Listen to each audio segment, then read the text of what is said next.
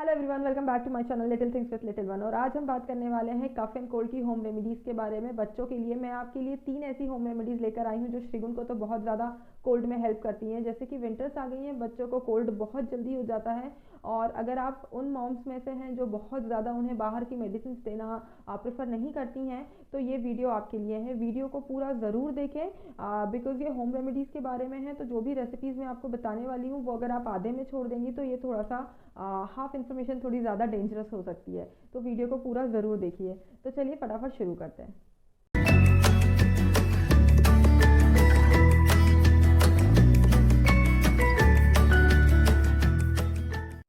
Home remedies start करने से पहले मैं आपको बताना चाहूँगी कि ये जो भी होम रेमेडीज़ हैं ये बच्चों को जब कोल्ड स्टार्ट होता है या उन्हें माइल्ड कोल्ड हुआ हो या वो दिन भर ठीक है बट रात को सोते वक्त थोड़ा नोज कंजेशन हो जाता है, उन्हें थोड़ा ब्रीदिंग में प्रॉब्लम होती है, तब ये रेमेडीज़ बच्चों को बहुत ज़्यादा राहत देती है एंड बहुत ही फ़ायदेमंद होती है। बट अगर आपके बेबी को बहुत ज़्यादा कोल्ड हुआ है, ब्रीदिंग में बहुत ज़्यादा दिक्कत हो रही है, हमेशा नाक जाम रहती है, तो आप डॉक्टर को ज़रूर दिखाएं। ऑल्सो अगर बेबी 3 मंथ से छोटा है तो भी मैं कहूँगी कि आप डॉक्टर से ज़रूर सलाह लें कोई भी होम रेमेडीज़ देने से पहले। क्योंकि तो सबसे पहली चीज़ है बच्चों को स्टीम देना। आप कूल मिस्ट या फिर हॉट स्टीम का भी यूज़ कर सकते हैं।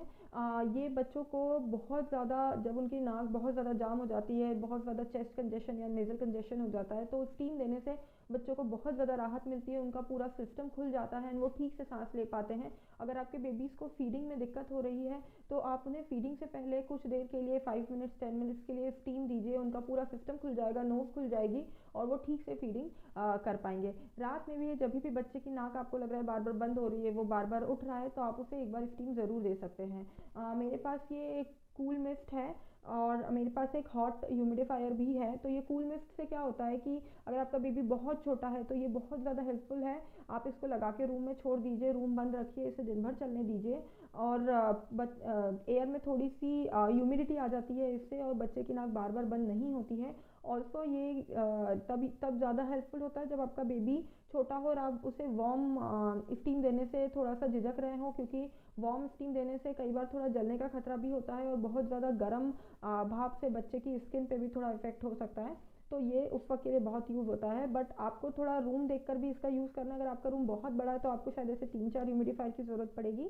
जनरली मैं रात के वक्त जब मुझे लगता है श्रीगुन की को बहुत ज़्यादा नीजल कंजेशन हो रहा है तो मैं उसके बेड के पास ये, उसके क्रिब के पास ये लगा देती हूँ और इससे कूल मिस्ट से उसकी नाक ठीक रहती है। इसके अलावा जैसे कि मैंने कहा मेरे पास एक ये वार्म स्टीमर भी है। तो ये गर्म भाप देने के लिए है। इसमें वाटर का लेवल लेवल दिया हुआ है, यहाँ तक आपको वाटर भरना है और आप बस बच्चे को इससे थोड़ा सा दूर रख के आप इससे ठीक से स्टीम दे सकते हैं। आपको सेफ डिस्टेंस मेंटेन करनी है क्योंकि बच्चे की स्किन बहुत डेलिकेट होती है। अगर आप बहुत ज़्यादा पास रखेंगे तो उससे थोड़ा सा स्किन थोड़ी सी जल सकती है, गर्मी की वजह से थोड़ा अनकंफर्टेबल भी हो सकता है।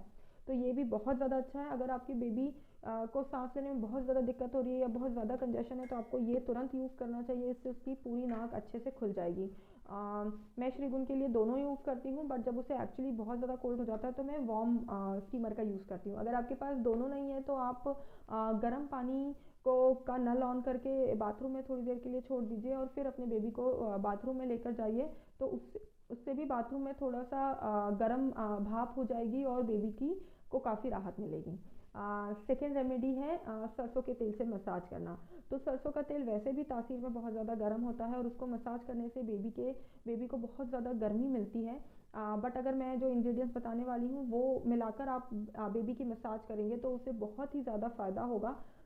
तो चलिए शुरू कर। सरसों के तेल में आपको थोड़ा सा लो फ्लेम पे सरसों का तेल गरम करके आपको उसमें 1 चम्मच अजवाइन डालनी है और ये मैं 2 लहसुन की कली उसमें डाल रही हूँ।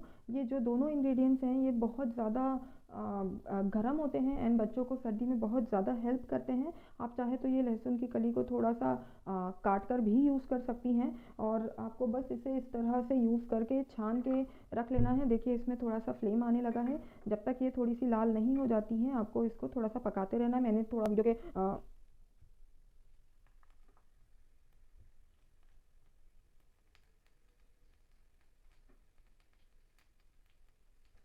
ये हो गया हमारा सरसों का तेल। अब आपको इसको एक छान कर आप दूसरे बाउल में रख लीजिए और इससे आप बच्चे की मालिश करिए।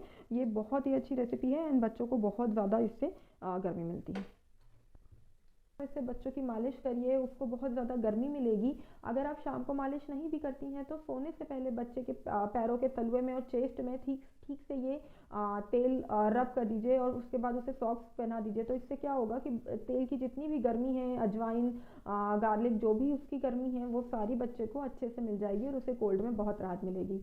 मैंने ये भी सुना है कि कुछ लोग तेल को नाक या कान में भी डालते हैं जब उन्हें कोल्ड हो जाता है।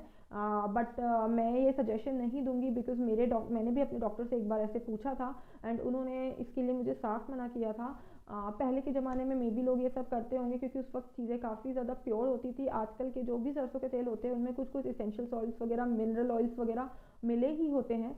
तो मैं कहूँगी कि आप उसे नाक में मत डालिए। बट मैं ये करती थी कि यहाँ नोज़ की ब्रिजेस पर मैं श्रीगुन को ये थोड़ा सा सरसों का तेल लगा देती थी, जिससे बहुत ज़्यादा अगर ड्राई एयर है या हम उसे बाहर लेके जा रहे हैं तो वो जो ड्राई एयर है उससे उसकी नोज़ बहुत ज़्यादा ड्राई नहीं होती थी। आप कान के पीछे लगा सकते हैं, चेस्ट पे लगा सकते हैं और पैर के तलवे पे लगा सकते हैं। इसी तरह से इस ऑयल का यूज़ कीजिए।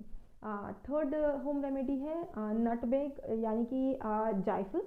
जायफल जो है बच्चों को सर्दी में बहुत ज़्यादा फ़ायदा करता है। ये बहुत ज़्यादा गर्म होता है और ये कोल्ड में बहुत ही ज़्यादा बेनिफिशियल होता है बेबीज़ के लिए। तो चलिए मैं बताती हूँ इसे कैसे लगाना है। ये मैंने एक नटमेग जायफल लिया है, ये ऑलरेडी थोड़ा सा घिसा हुआ है। आपको कुछ नहीं करना है, बहुत ही सिंपल है।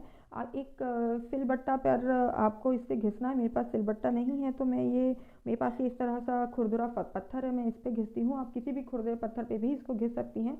मैंने ये थोड़ा सा पहले से बॉईल किया हुआ ठंडा किया हुआ पानी लिया है, तो बस आपको इसकी मदद से इसको ठीक से घिसना है।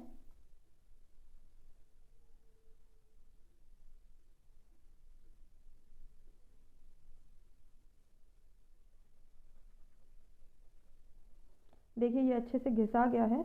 अब आपको इसको बस थोड़ा सा अपने बेबी को देना है। ये बहुत थोड़ा सा आपको देना है, जैसे कि मैंने कहा ये बहुत ज़्यादा गर्म होता है। श्रीगुन अभी 7 मंथ्स की हो गई है तो मैं इसे इतना चटा देती हूँ। ये बहुत छोटी सी स्पून है। आप 1 साल के बेबी को आधा चम्मच दे सकते हैं और 6 मंथ से 1 ईयर तक आप बहुत थोड़ा सा दीजिए। आप इसे कंटिन्यूसली 2-3 दिन तक दे सकते हैं, बट इसके बाद भी अगर बेबी का कोल्ड ठीक नहीं हो रहा है तो ये मत दीजिए, बिकॉज़ ये बहुत ज़्यादा गर्म होता है। तो आपको इसकी बहुत ही लिमिटेड और बहुत थोड़ी सी क्वांटिटी देना है, इसी में ही ये बेबी को फ़ायदा करने लगेगा। इसके बाद आप ये नटमेग को धोकर, जायफल को धोकर ठीक से वापस फ्रिज में रख दीजिए और नेक्स्ट टाइम आप इसे फिर से यूज़ कर सकते हैं।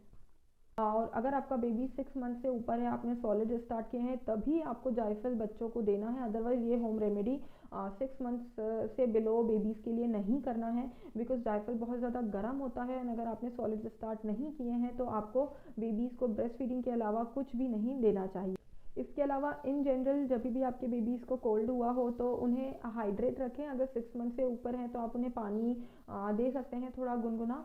अदरवाइज़ उन्हें बार बार ब्रेस्ट फीडिंग करवाइए। ब्रेस्ट फीडिंग में जैसे कि बहुत सारी एंटीबॉडीज़ होती है, बच्चे को उससे बहुत ज़्यादा हेल्प मिलेगी। और अगर बेबी 6 मंथ से छोटा है तो आप उसे ब्रेस्ट फीडिंग हर 2 घंटे में करवाएं, इसी से उसको काफ़ी ज़्यादा राहत मिलेगी। जैसे कि मैंने स्टार्टिंग में भी कहा था, अगर बेबी को बहुत ज़्यादा कोल्ड हो गया है, सांस लेने में बहुत ज़्यादा दिक्कत हो रही है, तो आपको उन्हें डॉक्टर के पास ज़रूर ले जाना चाहिए। तो ये हो गई आज कोल्ड एंड कफ की होम रेमेडीज़ के बारे में सारी बातें। अगर आपको वीडियो पसंद आया हो तो वीडियो को लाइक ज़रूर करें, चैनल को सब्सक्राइब करें। Bye bye, see you in the next video.